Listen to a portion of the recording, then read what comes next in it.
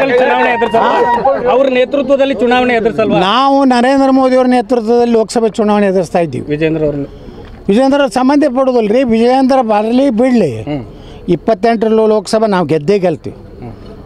ಕರ್ನಾಟಕ ವಿಜೇಂದ್ರ ಯಡಿಯೂರಪ್ಪ ನೇತೃತ್ವದಲ್ಲಿ ಲೋಕಸಭೆ ಚುನಾವಣೆ ಇಲ್ಲ. ಇದು ಸನ್ಮಾನ್ಯ ನರೇಂದ್ರ ಮೋದಿಯವರ ಚುನಾವಣೆ, ಅಯೋಧ್ಯ ಶ್ರೀರಾಮನ ಆಶೀರ್ವಾದದ ಚುನಾವಣೆ. ಮುಂದಿನ ದಿವಸದಲ್ಲಿ ಕಾಶಿ ವಿಶ್ವನಾಥ ಮಥುರಾ ಕೃಷ್ಣ ಮುಕ್ತ ಆಗೋದು ಸಲಗಿರೋ ಚುನಾವಣೆ. ಆ ಮೂರು ದೇವರ ಆಶೀರ್ವಾದ ಇದೆ. ನರೇಂದ್ರ ಮೋದಿ ಅಂತ ಒಬ್ಬ ನನ್ನ ತಿಳುವಳಿಕೆ ಪ್ರಕಾರ ನರೇಂದ್ರ ಮೋದಿ ಒಬ್ಬ ದೈವಿ ಪುರುಷರು. 500 ವರ್ಷದ ನಮ್ಮ ಸಾಧು ಸಂತರು, ಸನ್ಯಾಸಿಗಳು, ಕಾರ ಸೇವಕರು, ಲಕ್ಷಾಂತರ ಜನ ಬಲಿದಾನ ಕೊಟ್ಟಂಥ ಅಯೋಧ್ಯ ರಾಮ ಮಂದಿರ ನಿರ್ಮಾಣ ಮಾಡೋದು ಸಾಮಾನ್ಯ ಅಲ್ಲ. ಅಂಥದನ್ನು ಮಾಡಿದಂಥ ನರೇಂದ್ರ ಮೋದಿಯವರ ನೇತೃತ್ವದಲ್ಲಿ ಚುನಾವಣೆ ಆಗ್ತಾಯಿದೆ. ಇದು ಅಪ್ಪ ಮಕ್ಕಳ ನೇತೃತ್ವದಲ್ಲಿ ಕರ್ನಾಟಕದಲ್ಲೂ ಇಲ್ಲ, ದೇಶನಾಗೂ ಇಲ್ಲ.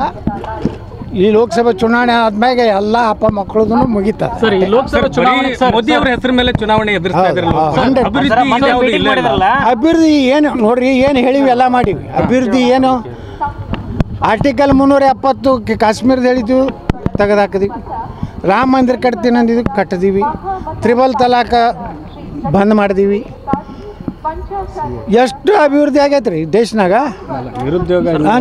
ನಿರುದ್ಯೋಗಿ ಅವರು ಹಂಗೆ ಹೇಳ್ತಾರ, ಅವ್ರದ್ದು ನಿರುದ್ಯೋಗಿ ಆಗ್ಯಾರ ಕಾಂಗ್ರೆಸ್ನವರು. ದೇಶದ ಯುವಕರಲ್ಲಿ ನಿರುದ್ಯೋಗಿಗಳಿಲ್ಲ, ಕಾಂಗ್ರೆಸ್ನವ್ರು ನಿರುದ್ಯೋಗಿಗಳಾಗ್ಯಾರ.